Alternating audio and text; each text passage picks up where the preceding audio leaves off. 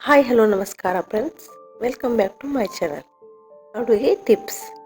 ನೆನೆಸಿದ ಅವಲಕ್ಕಿ ಒಗ್ಗರಣೆಯನ್ನು ತಕ್ಷಣಕ್ಕೆ ಮಾಡಬೇಕಾದಾಗ ಅವಲಕ್ಕಿಯನ್ನು ಉಗುರು ಬೆಚ್ಚಗಿನ ನೀರಿನಲ್ಲಿ ನೆನೆಸಿದರೆ ಬಹುಬೇಗನೆ ಮೆತ್ತಗಾಗುವುದು.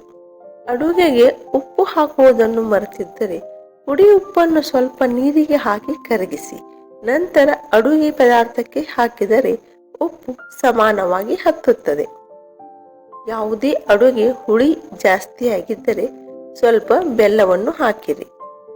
ಖಾರದ ಅಡುಗೆಗೆ ಒಂದು ಚೂರು ಬೆಲ್ಲ ಅಥವಾ ಸಕ್ಕರೆಯನ್ನು ಹಾಕಿದರೆ ಅದರ ರುಚಿ ಬೇರೆಯಾಗಿರುತ್ತದೆ. ಬಿಸಿ ದ್ರಾವಣಕ್ಕೆ ಒಣ ಹಿಟ್ಟು ಹಾಕುವಾಗ ಹಿಟ್ಟನ್ನು ತಣ್ಣೀರಿನಲ್ಲಿ ಕಲಸಿ ಹಾಕಿದರೆ ಗಂಟುಗಳು ಆಗುವುದಿಲ್ಲ.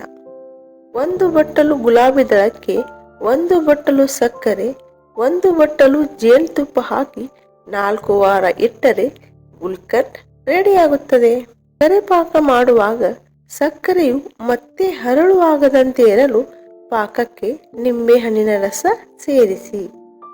ನೆಲದ ಮೇಲೆ ಎಣ್ಣೆ ಬಿದ್ದರೆ ಅದಕ್ಕೆ ಸ್ವಲ್ಪ ಹಿಟ್ಟು ಹಾಕಿ ಉಜ್ಜಿದರೆ ಜಿಡ್ಡು ಸುಲಭವಾಗಿ ಹೋಗುತ್ತದೆ.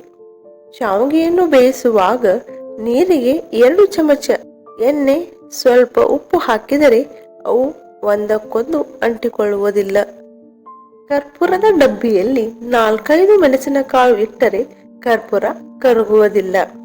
ನಿಂಬೆ ಹಣ್ಣಿನ ಪಾನಕ ಮಾಡುವಾಗ ಸಕ್ಕರೆ ಬದಲು ಬೆಲ್ಲ ಹಾಕಿದರೆ ಅದಕ್ಕೆ ಕಬ್ಬಿನ ಟೇಸ್ಟ್ ಬರುತ್ತದೆ.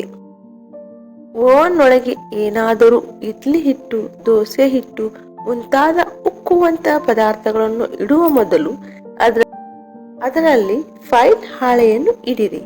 ಇದರಿಂದ ಓವನ್ ಸ್ವಚ್ಛಗೊಳಿಸುವುದು ಸುಲಭವಾಗುತ್ತದೆ. ಸ್ನೇಹಿತರೆ, ಈ ಮಾಹಿತಿ ನಿಮಗೆ ಇಷ್ಟವಾಗಿದೆ ಎಂದು ಭಾವಿಸುತ್ತೇನೆ. ಇಷ್ಟವಾದರೆ ಒಂದು ಲೈಕ್ ಮಾಡಿ, ನಿಮ್ಮ ಸ್ನೇಹಿತರೊಂದಿಗೆ ಹಂಚಿಕೊಳ್ಳಿ. ಮರೆಯದೆ ನಮ್ಮ ಚಾನಲ್ ಅನ್ನು ಸಬ್ಸ್ಕ್ರೈಬ್ ಮಾಡಿ. ಮತ್ತೊಂದು ಉಪಯುಕ್ತ ಮಾಹಿತಿಯೊಂದಿಗೆ ಮತ್ತೆ ಭೇಟಿಯಾಗೋಣ. ಕೇಳಿದ್ದಕ್ಕಾಗಿ ಧನ್ಯವಾದಗಳು.